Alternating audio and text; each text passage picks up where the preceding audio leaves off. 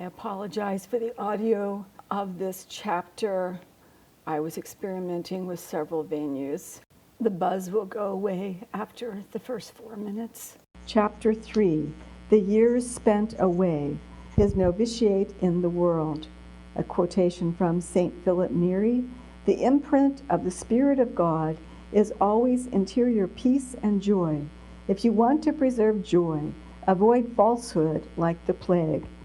Section 1, No Place to Go. When the doors of the Franciscan friary in Milan closed behind the 24-year-old Stefano Gobbi, ex-friar Narciso, the first thing he asked himself was where he could go. In fact, when he let his family know that he had decided to leave the order, his father sent word to him not to come back home because they wouldn't take him back. Everyone was shocked by his unexpected decision, and coming home after celebrating his perpetual vows and the holy orders, even though it was the first degree of the subdiaconate, was an unbearable disgrace, a dishonor. His father, Gaspare Gobbi, had participated joyfully in his son's vocational decision. He had accompanied him as a child to the seraphic friary. From a distance he had followed his progress and had prayed for him. It would have been a great joy to have been able to accompany him in the not-too-distant future to the altar to begin his sacred ministry. Now everything was caving in around him without any satisfactory explanation. And to think that a few years before, Gaspare had written to the provincial asking if he could celebrate his silver wedding anniversary with his whole family. This was a letter, November 28, 1949. Most Reverend Father, on December 27th, we will celebrate our 25th wedding anniversary, and we would like to make this a very memorable day. On this day, we would like very much to have all our children around us, without excluding anyone. For this reason, we would like to kindly ask if you could allow our son, Friar Narciso, a student in the friary in Sabioncello, to be with us on that day. There will be no large celebration, only a very private ceremony, and having our little friar next to us would be the greatest joy for us. Hoping that you will give your consent, we send our sincerest regards, Maria and Gaspare Gobbi. Stefano was no longer the greatest joy, but the most bitter and disheartening disappointment. Years later, at his first Mass in Dongo, Father Stefano, grieving for his father who had died 7 months before his priestly ordination, thus expressed himself, "Why, Lord, have you taken him away from me? Why? If there is anyone who would have desired to see this day more important to him than life itself, it would have been my father. And you, Lord, took him away just a short time before this first Mass." Thinking back to those days, his grandson said, "My grandfather didn't welcome him back home. He didn't understand. He didn't accept his son's decision to leave the friars." We found a shocking sign of his reaction in the Gobbi family's private papers, a torn photograph, a photograph of the father, mother, children, and the face torn out was precisely that of Friar Narciso. He didn't exist anymore, much less be seen in a photograph, end quote. At this rejection, Stefano felt as if a sword had pierced his heart. He realized that he had caused his parents great pain. Had he caused God pain too? Now rejected and worthless, nobody wanted him. Spurned and rejected by men, Isaiah 53, he had to hit the bottom of loneliness. Or rather, he was thrown to the bottom against his will, so that his cry of pain would be genuine. When we are totally lost at the dark bottom of our existence, the pang of suffering becomes the stimulus of our prayer and plea for help. There is absolutely nothing else we can cling to. There is only God, even though it seems as if he is rejecting us. St. Philip Neri used to say, "Those who start running from the lowest place on earth will reach the highest place in heaven." And that is what happened. The rock in the sling was stretched to its maximum tension, so that once slung, it would reach the furthest target. In the meantime, Stefano's older sister, Giovanna, had moved to Rovigo after marrying Giuseppe Macarone, a very kind and religious customs officer. In agreement with her husband, the two decided to give hospitality to Stefano, at least temporarily. How could she abandon him and leave him alone? This was a real godsend for Stefano, and he accepted, not only because he had no other place to go, but also because Rovigo was far from Dongo, and thus he would avoid town gossip. The people used to see him dressed in his habit, so happy in his short family visits. What would they say now, seeing him come back into town, depressed and dressed in layman's clothing? Moreover, Stefano had left the world at the age of 11. He had lived more than half of his young life in a friary. He now needed someone to help him to fit into social life. What would he do? First of all, he had to look for a job. Then perhaps someday he might get married. This is what went through the minds of Mr. and Mrs. Macarone when they took in their disoriented brother. Stefano, although he was 24 years old, was in some respects naive and in need of the most basic advice, almost like a child. They had to help him make a new beginning. Therefore, they decided to let him get a high school diploma in classical studies required to enroll in Italian universities in order to help him integrate into the working world. His religious studies were not recognized by the state. Therefore, according to the state, Stefano had only an 8th grade education. Giovanna, who was 9 years older than Stefano, with a natural maternal instinct, became like a mother to her poor brother. She probably kept the family in Dongo informed about the whereabouts and progress of their faraway son, but she never inquired into the reasons that led him to leave, nor did his brother-in-law, a customs officer with whom he got along very well. As a result, Stefano settled in and adapted to his new situation without much difficulty. On recalling those days, Giovanna one day confessed, quote, "When we took Stefano in, I was 33. I had a husband, a small child, another one on the way, and with him another child, a handful, who was a bit less than easy to deal with." Less than easy? Yes. There was, for an example, an episode in which Stefano went out on his bike without saying where he was going. Hours passed, and he hadn't come back, while his worried sister was thinking that something might have happened to him. Finally, he came back, innocently saying that he had gone to Ferrara, not a short distance away, and had forgotten to inform her. She didn't know what to think. Her brother was a bit scatterbrained. An elderly aunt, his father Gaspari's sister, Martina Gobbi, also lived with the Macaronis in Rovigo. She was a very religious woman who had never married and who moved in with her niece Giovanna in order to help her out. This aunt turned out to be a point of reference and support for the new addition, her nephew, Stefano. And it seems she might have been the one who urged the couple to open their doors to the former friar who had nowhere to lay his head. The aunt looked after the house, helping everyone, and made the whole family pray the rosary. She died on December 26, 1965, on the feast of St. Stephen, exactly 1 year after her nephew Stefano's first Mass.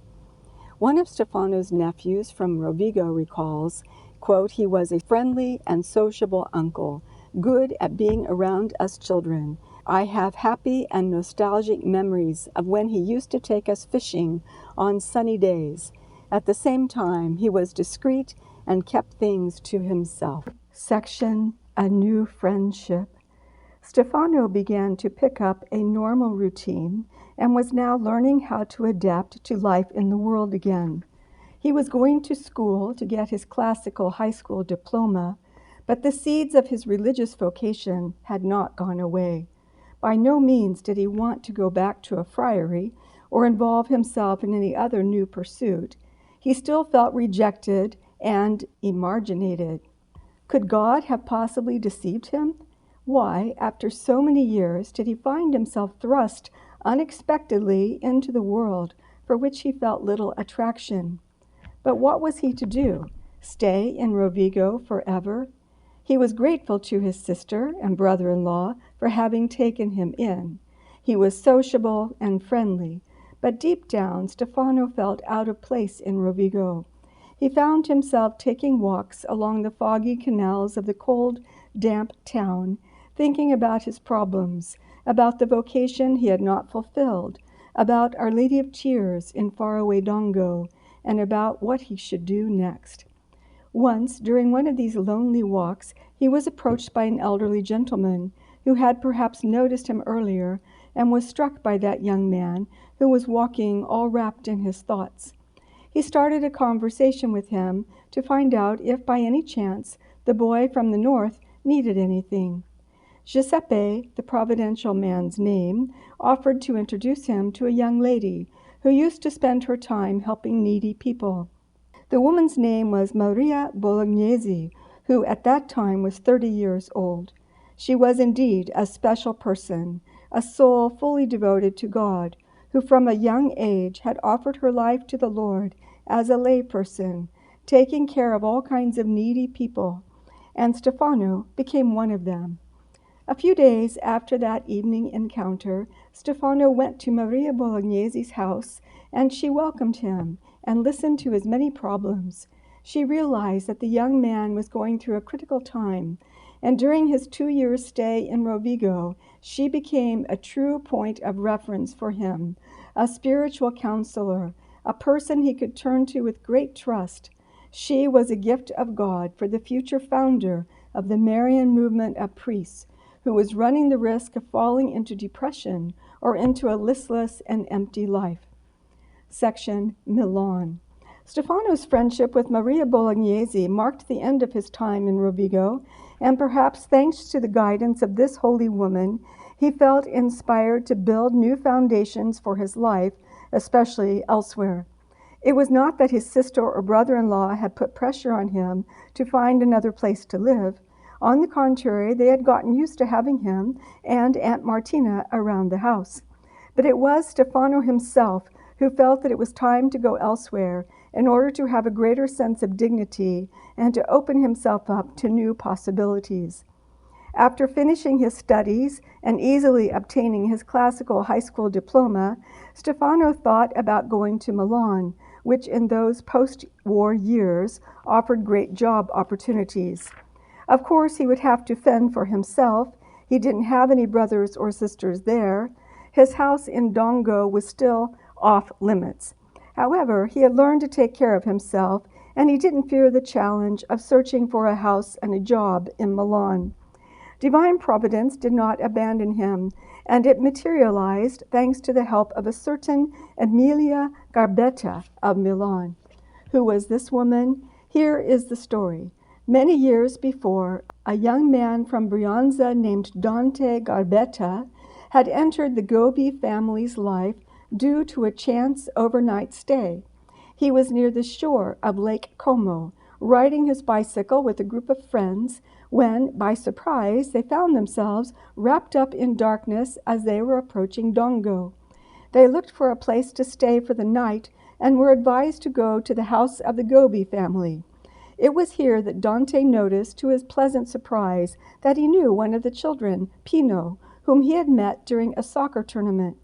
A deep friendship grew between him and all the Gobbi clan.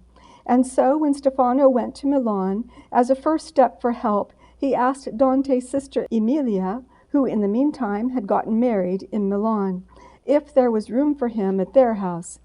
As a result, Stefano found himself welcomed into the house of Emilia Garbetta, affectionately known as Aunt Emilia, and this was the year 1956. However, this is a quote from Francesca Chiesa, her nephew, Aunt Emilia wasn't very soft-hearted with Stefano. She was quiet and kept to herself, even though she certainly took good care of him like her own son, and her husband Giovanni also treated him very kindly. For her part, Aunt Emilia would later comment, Stefano had a personality that was rather direct, even though jovial. He was good-natured, too, and used to believe everything I said. He completely trusted me. If I had said that mules could fly, he would have believed it. End quote. Stefano seemed to Aunt Emilia to be a naive young man, incapable of malice. She said, smiling, "The fact is that while he could be good company, he could also make us very angry." Why angry? Young Stefano's way of doing things wasn't always appropriate, especially when, with his impetuous character, he would offend one of his friends or come across as lacking in charity. In such cases, his Aunt Emilia would then scold him. This was to continue happening all the time. Even as a priest, when he was supposed to be giving a good example, he used to play with his aunt's dog, giving it a part of his meal. Well, she certainly had not prepared the meal for the dog. These kinds of things used to irritate Aunt Emilia. But in the end, after grumbling more or less openly, she would say nothing and leave him alone. Another time, Stefano got on Dante's motorcycle and took off like a rocket, and then started screaming in the square because he didn't have the slightest idea how to stop it. Stefano was also short-tempered and impulsive, but he had one great virtue. He knew how to apologize and be sincerely repentant. For this reason, he was humble, and humility is the foundation of the spiritual life. Although Stefano was a guest of Aunt Emilia, he did not reside at her house. He spent the night at a boarding house for students and workers. He only went there during the day. Emilia recalls, "He used to come here to eat at noon and in the evening. Sometimes he would invite his friends, 6 or 7 of them. He used to call me on the phone and say, 'Quick, prepare something so we can come and eat.' Of course, at times he found his aunt annoyed because she was not prepared for all this company, but he was sure he would not ever find the door shut. This went on to the point that once a friend of the family asked if the young man had a big salary, and when Aunt Emilia answered, surprised by such a question, he explained, 'He invites so many people, and he does it so often.' At which point his aunt retorted, 'Of course, he does the inviting, and I do the paying.' Even after Stefano had become a globe-trotting priest, if he passed through Milan, he never failed to visit his dear Aunt Emilia, always a kind and hospitable soul. 'We miss him now,' Emilia admits. 'I miss the times when he used to come here and tell us about all the exciting things of his long journeys.' Stefano loved his adoptive aunt and took to heart her well-being and concerned himself with all the events of her life. One day, as a priest, he phoned her, very worried, saying that the diagnosis of gallstones that the doctors had given her was wrong, and that actually the matter was more serious. This turned out to be true. On another occasion, he phoned her, advising her urgently not to have a blood transfusion. Emilia responded, astonished. How did Father Stefano know she had booked a transfusion? This is one of the many mysteries in the life of this priest. In any case, Aunt Emilia trusted him and followed his advice. Section: The Focolarini in Milan. When he arrived in Milan, he immediately began to search for a job. Stefano found a job as an insurance agent at La Vittoria, an insurance company in Piazza San Babila in Milan. On April 21, 1956, he received his employment card, which gives May 3rd as the day he was officially hired. Quoting his friend Italo Tattare, he worked his way up by himself without asking anybody for anything, guided only by his resoluteness and strength of will. End quote. He was also able to gain the trust of his employers to the point that in a short time he became a supervisor. Tattari added, he was great at his job. As a salesman, he knew how to convince people. End quote. But also he felt that his classical diploma was not enough for him. So on December 19, 1956, he enrolled at the University of Milan in the Faculty of Law. How many exams did he take? Amazingly, none, because it seemed to be clear that God had different plans for him, or that he came to a simple realization that he couldn't work and study at the same time. As a providential coincidence, it was exactly 8 years later, to the day, by becoming a priest, that Stefano would write his name in a book which was much more important than a university register, the Book of God. As already stated, he had given up on the idea of becoming a priest, now absorbed in the world of work. But he did remain disciplined and continued to apply himself to the demands of a strong spiritual life, daily mass, regular prayers, and a sober and modest lifestyle. His journey of faith was coming along as God had planned. As a matter of fact, during that time, the Focolare movement was developing in Milan and Italy. It was founded in Trent by a woman named Ch3. This group had a rather innovative spirituality in its style and outreach. Attending a few of these Focolare meetings with his friend Italo, he was very impressed. He therefore decided to join the movement and began to attend meetings on Via la Marmora. There he met some very nice people and became convinced of the effectiveness of their work. On Sundays, together with other Focolarini, including Italo, he started to go to the parishes of Milan to sell the movement's magazine. Because of his ability to talk with enthusiasm and his theological studies, Stefano was often sent to the parishes, and he was rather popular. His life was therefore organized between his job at the insurance company and his apostolate with the Focolarini. Giovanni Novelli, a Focolarino who met Stefano in 1958, recalled, "At that time, life in the Focolare was very simple. It was very busy as well, especially in the evenings and during the weekends. Since we all had jobs that kept us busy during the day, it was only at those times that we could devote ourselves to the apostolate. In the evening, the house in Via la Marmora was always full of people, especially young people, to the point that even the bedrooms were used for small group meetings until quite late. Some, in this atmosphere of fraternal charity, even helped prepare dinner so that everyone could eat together. Our spiritual commitment was based on daily mass, the rosary, meditation, and also on living the word of life. The word of life was a passage of the gospel that we sought in order to put it into practice, seeking to live it out in the different times of the day, whether it was easy or difficult. Perhaps in our relationship with fellow workers or with our bosses, we tried to understand how to act according to what the gospel was suggesting to us. Then, in the evening, in the various small groups, we would talk about how we had lived it out during the day and if we had truly loved Jesus in our neighbor." End quote. It would not be far-fetched to think that during this time the thought of possibly getting married entered Stefano's mind. He was now in his 30s. He had a job and a good position. He had settled down permanently in a Milan, which, after the war, was going through a great economic boom. In short, even though he wasn't an ideal match, he was at least a good match, as people say.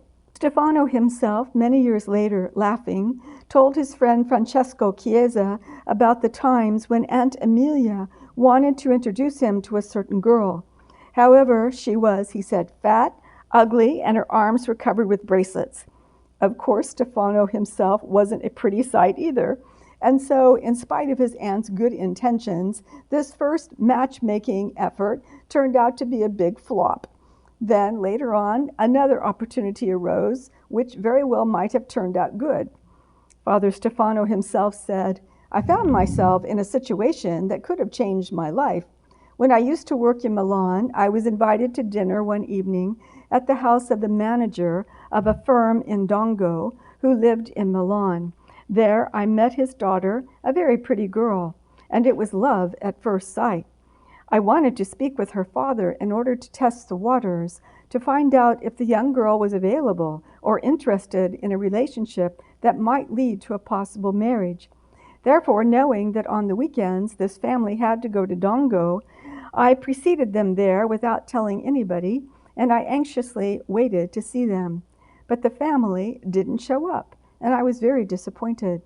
Then I found out that her father had fallen ill.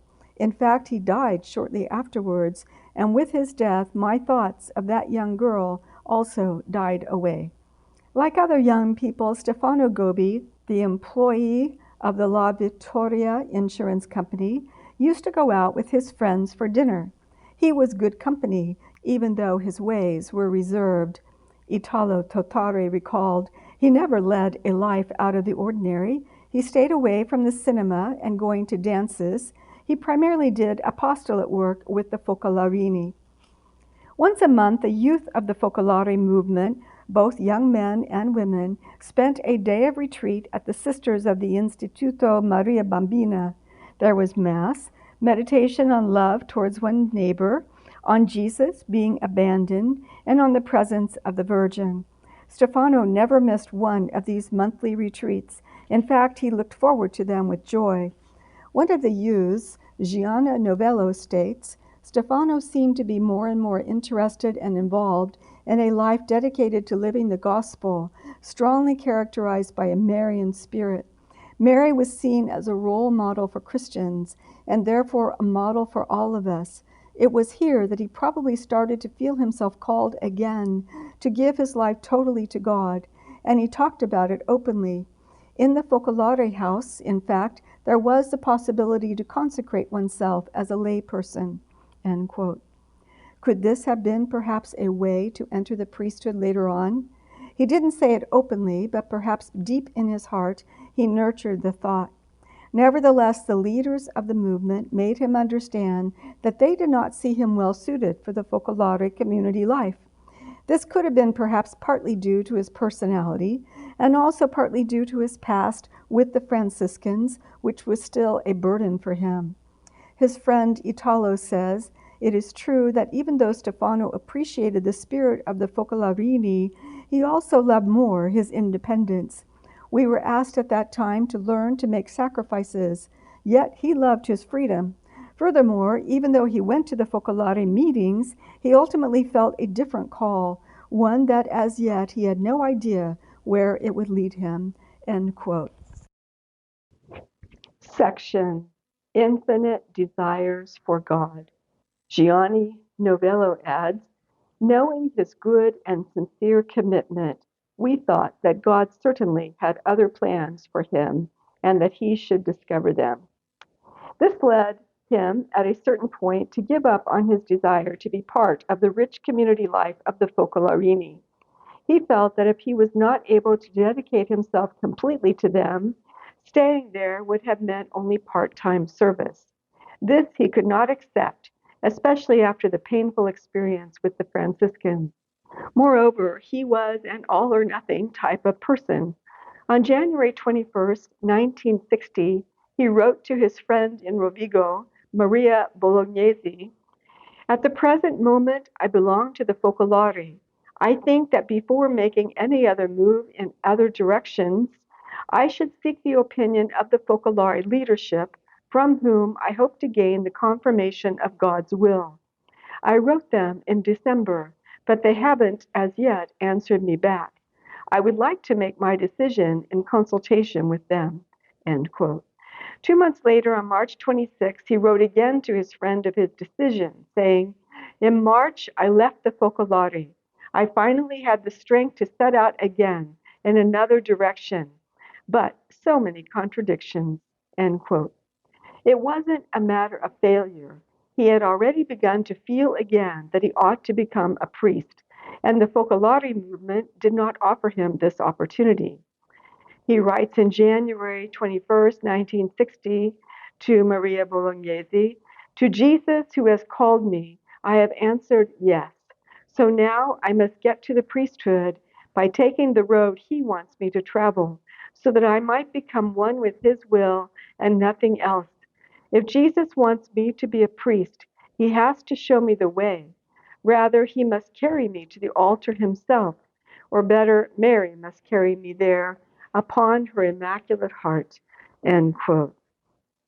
The Focolarini were an opportunity for him to better understand his true vocation, not to be with them employed for life, let alone become a married man, but to become a priest of the Most Holy Mary forever. Yes, but where? Could he just show up at the age of 30 at the seminary in Milan or in another diocese after spending more than 10 years as a Franciscan friar? Could he randomly search for some other religious congregation without anybody introducing him?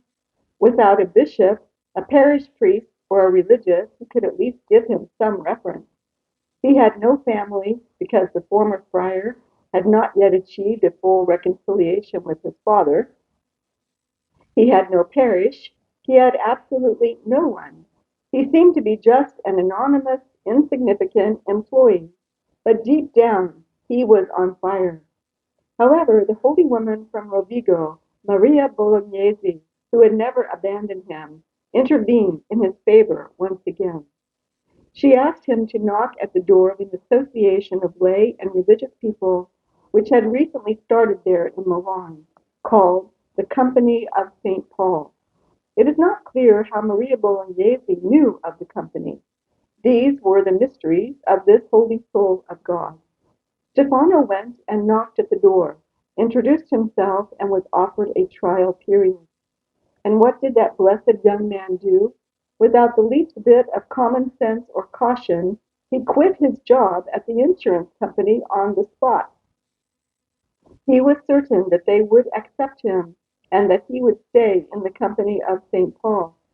After all, Maria Bolognese had told him to go there. Therefore, he had no doubts of being accepted, and he handed in his letter of resignation on November 15, 1961. Quote, "It was like a bolt of lightning flashing from a completely blue sky for the people at La Vittoria Insurance Company," Italo Totari recalls, "because they had great faith in him and had promoted him to a high-level position. He also had a very handsome salary. Of course, they were not happy at all, but at this point, Stefano no longer really cared. My colleagues don't understand that I am leaving them for a higher job," young Gobbi repeated to his friends. Perhaps Italo didn't understand it either, and we have no idea what his father Gaspare thought. When Gaspare heard what Stefano had done, he perhaps completely lost all hope that his son would ever find his way. A former friar, a former insurance agent with a thriving career, and now what? It was enough to make anyone disheartened, and his father had every reason to be so. In the Mass, celebrating his 40th anniversary of priesthood, this is how Father Gobbi talked about his years in Milan, addressing the faithful present in the church. Quote, "I will never be able to forget the long period of time spent in the world, because in life I became completely like all of you on your life journey, with your preoccupations, anxieties, and joys, and I experienced how difficult life can be at times. The difficulties in surviving, in finding a job, in earning a salary, difficulties in building up a position, in building a house, in securing a future, countless sacrifices and worries for oneself and for other people.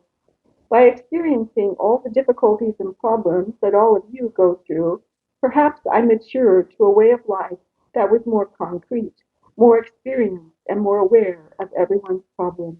End quote. After his novitiate in the friary, Stefano then experienced a new kind of novitiate in the world. The words which the Russian Orthodox starets Zosima, a spiritual father, addressed the young monk Alyosha Karamazov in Dostoevsky's novel seem to be written for Stefano. Quote, "Your place is not here anymore. I consecrate you to a higher divine service in the world. Much you will still have to travel. Hard will be your task. But of you I do not doubt, and so I send you into the world. Christ is with you. Take care of preserving him, and he will preserve you.